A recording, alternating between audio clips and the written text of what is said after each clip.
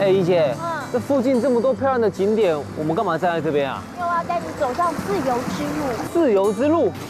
对啊，而且啊，你知道吗？这个自由之路呢，它有一个非常长的 story， 但起点呢就在眼前这个麻州的议会大厦。我知道前面是麻州议会大厦，可是跟自由之路到底有什么关系？其实我跟你讲啊，很多人都跟我一样啦，有这样的疑问，所以大家都会聚集在这个点，然后会有导览员呢带着大家走上自由之路，而且那个导览员会穿中世纪的衣服哦。中世纪的衣服，那不是等于是穿越时空啊？更有 story 了，对不对？哎，真嘅，大家尽量都有故事哦。真的 ，every attraction has its own story。所以呀，我们现在要去走上自由之路，踏上自由之路，然后去探访更多的 story。踏出自由的第一步，大家尽量都有故事哦。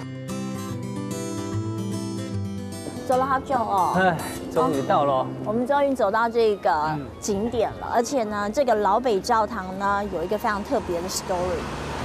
什么样故事呢？其实啊，就是 Boston 最古老的一个教堂，而且呢，它就在 The Freedom Trail 自由之路上哦。自由之路呢，就是你现在看到就红色的红砖，或者是有红色标示的一个路径，像这种的吗？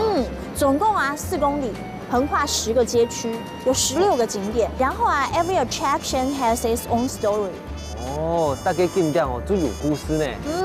所以啊，像这个每一个 story 都值得我们好好去探访。哎，应该很按旧嘞，我以为已经快走完，你说有4公里哦。对，所以我们继续沿着这个 Freedom Trail。好，慢慢散步，慢慢行。好。好，我们沿着自由之路前进。对呀。哎，又看到一栋好像很有历史感的建筑哎。看到照片写是拉丁学校，我记得拉丁学校不在这里啊。其实这应该是拉丁学校的遗址吧，然后它也是旧的市政厅哎，而且里面啊有一个雕像啊，很重要哎。我认不出来是谁。哎呀，这一定要认得啊，跟你的荷包有关啊，富兰克林。富兰克林哦，它应该是在你100元的美钞上面出现的。那真的是非常非常重要。很重要吧？真的，大家尽量都有故事哦。真的 ，every attraction has its own story。我现在最主要的 story 就要去认识它。